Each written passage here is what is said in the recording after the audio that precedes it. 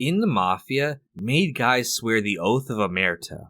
It's a code of silence, a promise to never reveal information about the organization to law enforcement or outsiders. To break this code is to be labeled a rat, and it means certain death if you're ever found out. It's one of the most important parts of La Cosa Nostra, and is a staple of Mafia fiction. Look at me. Never rat on your friends, and always keep your mouth shut.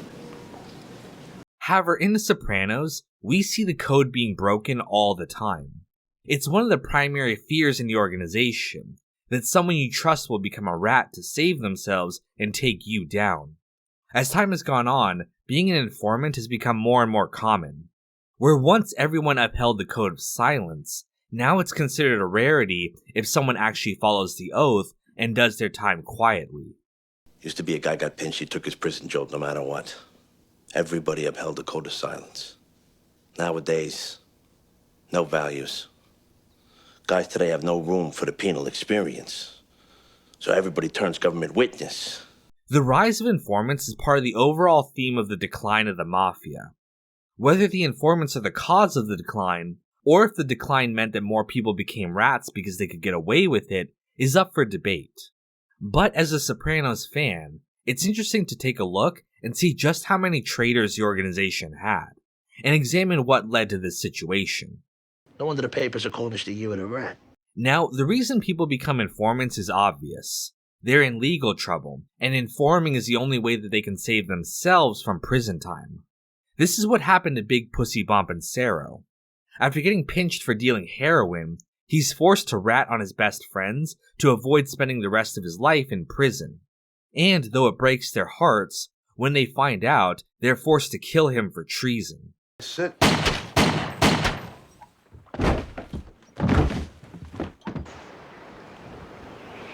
However, pussy flipping wasn't just due to his legal circumstances. The FBI was also able to prey on his animosity towards Tony for treating him like an underling, despite their supposed friendship, which is a trend we would see repeated with other informants as well. What the fuck was I, his errand boy? The Saturn, yeah. Running all over, looking for his kid's science teacher's car. What the fuck is that? Any faith I had went out the window that very day. Now, Adriana is an entirely different story. After losing Pussy, the FBI target Adriana as a potential weak point in the organization. They send an undercover FBI agent to befriend her, hoping to find information about Christopher. When their friendship later breaks down, the FBI bring her in and strong-arm her into cooperating. They even threaten to tell Tony that Adriana brought a Fed into his house, which would almost certainly have gotten her and Christopher killed. And after you make bail, you can explain to Tony Soprano why you brought an undercover federal agent into his home during Sunday dinner. Oh my God. We'll probably never hear about it, though. Chances are you and Christopher will just disappear. Adriana's cooperation with the FBI is a controversial topic in the community. There are people who say that Adriana knew what she was involved in and deserved her fate. I'm well known at this point as an Adriana simp, but I do still believe that she did what she did out of concern for Christopher and a desire to save him. Was it naive? Absolutely. But it was more than can be said for most of these other rats. There are a handful of other informants throughout the series. Febby Petrulio was the rat that Tony found up in Maine when taking Meadow to visit colleges. He was said to have flipped after being caught dealing heroin, just like Pussy. Made guy, he flipped about 10 years ago and he got busted for peddling H. Rat fuck took out a lot of people. In Season 6, it's revealed that Eugene Pontecorvo was an informant. We aren't given a reason why he flipped, however, we do know that his son was a drug addict. Given what later happens with Carlo, it's possible that he flipped in order to save his son from some charges. Either way, though, the pressure of being forced to inform, as well as not being able to move to Florida with his family, pushes him to hang himself. There are a few other cases as well. Jimmy Petrillo was Johnny Sack's consigliere, but later informed on him and is the reason why he ended up behind bars. Jimmy Petrillo was a cooperator. Brooklyn AUSA took down the whole Patril crew, plus Johnny. Would have reached all the way to Carmine Sr. if he hadn't died. Jimmy Petrillo? Jack Massarone was the owner of a construction company that had many dealings with the mob, including the Esplanade. He would later become an informant and was killed by Tony. In both of these cases, we don't know the specific circumstances, but we can assume it was to avoid prosecution themselves. However, the most interesting case of rats are the capos of the DeMeo family. In the first season, the three capos besides Tony and Jr. are Ray Curto, Jimmy Altieri, and Larry Baris. And all three of these captains would end up becoming informants.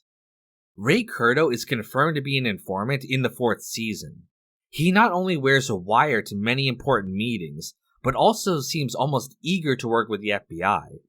I'm not sure if this was caused by something personal that turned him against the family, but it's just funny to think that he died before anyone ever found out that he was not a stand-up guy at all. Stand-up guys like that, they're a dying breed. Amen to that. Larry Baris is an interesting case. He's arrested at the end of season 1 along with Junior, and he spends the rest of the show under house arrest awaiting trial. However, possibly because he was caught violating his house arrest, he ends up providing the FBI with information. Specifically, he tells them about Willie Overall, a bookie that Tony and Paulie killed in the 80s. Danny says he hears it's Larry Baris been talking. In the end, it's revealed that he actually lied and said that Jackie Aprile, now dead, was the one that killed Willie. And while you might say that lying to the FBI isn't being a rat, I still think it counts. He gave them information about a murder that they didn't know about. Sure, it worked this time, but I still think cooperating with the feds in any way would be considered a violation of their oath. After all, remember how Phil reacts when Johnny Sack admits to being in the Mafia. Could have been worse. He could have flipped. Are you fucking kidding me? You don't ever admit the existence of this thing. Ever. Now, Jimmy Altieri is a debated case. In the first season, Vin Makazian tells Tony that Pussy is flipped after getting arrested. However, Tony later comes to believe that Vin made a mistake and that Jimmy was the rat. He then has Christopher and Silvio take him out. However, the fact that Pussy was later confirmed to be a rat has made some fans doubt whether Jimmy was a rat or not. However, I still think he was, as his suspicious behavior at Tony's house and his statements right before he was killed suggest to me that he was indeed a rat. Plus, it would fit with the pattern we've already established. Now, those were the three capos at the beginning of the series. After Jimmy Altieri is killed, Carlo Gervasi takes over as captain of his crew, and just like the rest of them, he too ends up becoming an informant.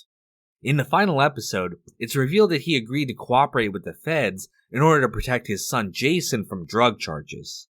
His kid, the imbecile, Jason. He got picked up yesterday, Patsy told me. For selling ecstasy.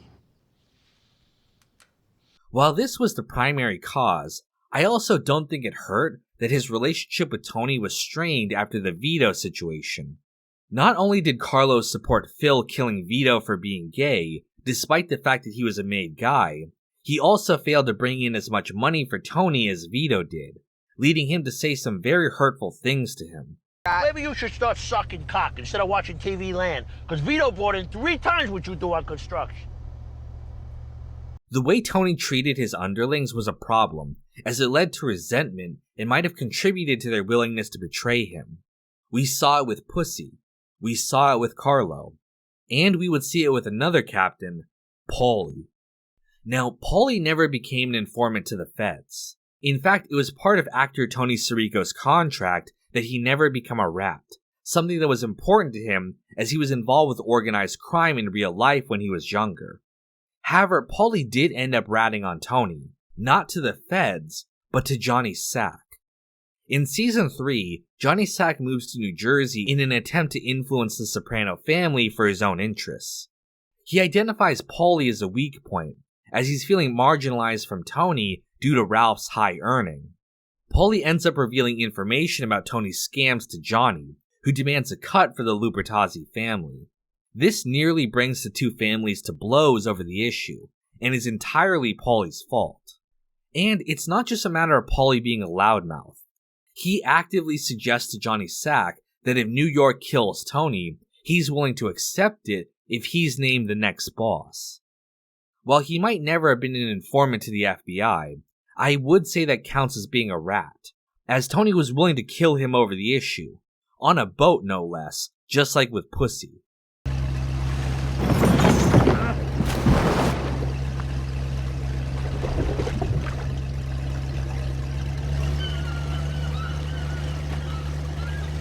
Now, that covers all the known informants, but it does leave us with one interesting scenario. Some people think that Christopher became an informant sometime before his death in Season 6. They cite the scene where he kills JT and says that if he wanted to, he could flip and bring down the entire Sopranos organization. You have any idea, if I wanted, what I could do to these pricks? One phone call and it's over. The whole fucking castle comes down like Humpty Dumpty. The fact that he brings up Sammy the Bull living in witness protection means that he's at least thought about taking a deal, perhaps one that he's already been offered. We do know that he was already feeling isolated from Tony and the others due to his sobriety, which is just like Big Pussy. He even brings up Arizona, which is where Puss wanted to go. Gravano was living large down Arizona, all on that federal tit. All right, let's get you home. I like the sun.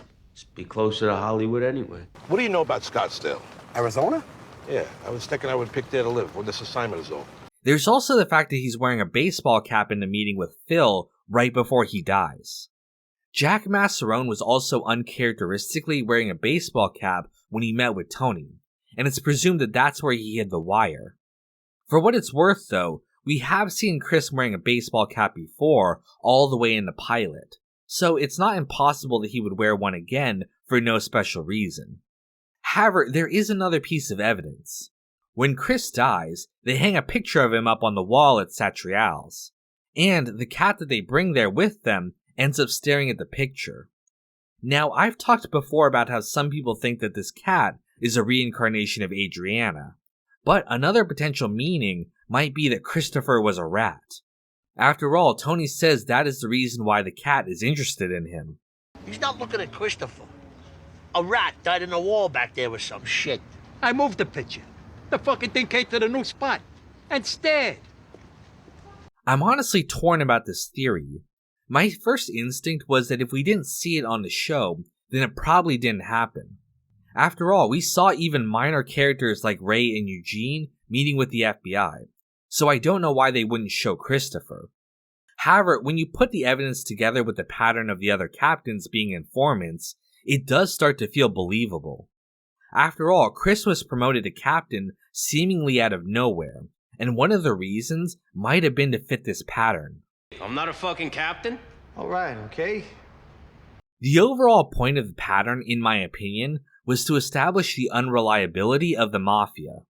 Despite their claims about loyalty and brotherhood, even the captains, the supposed best guys in the organization, were willing to turn on each other in order to save themselves. Some of this was due to the overall decay of Mafia values in the modern age, and another was probably how loyalty was rewarded in the organization. Just look at what happened to Feach Lamana after all. If the organization is not going to be loyal to its members, then why would those members ever be loyal to their oath? But the problem is, nobody lives it no more. Not Tony, not nobody. But even if the members of the DeMeo crew weren't loyal, I want to thank all of you for being loyal to this channel. Thank you for continuing to watch my videos all these years, and stay tuned for more Sopranos content coming soon. I loved these patrons like brothers, and they fucked me in the ass. Matt Joyce, Uncle Mike, Sam Cedarland, and Celery Man.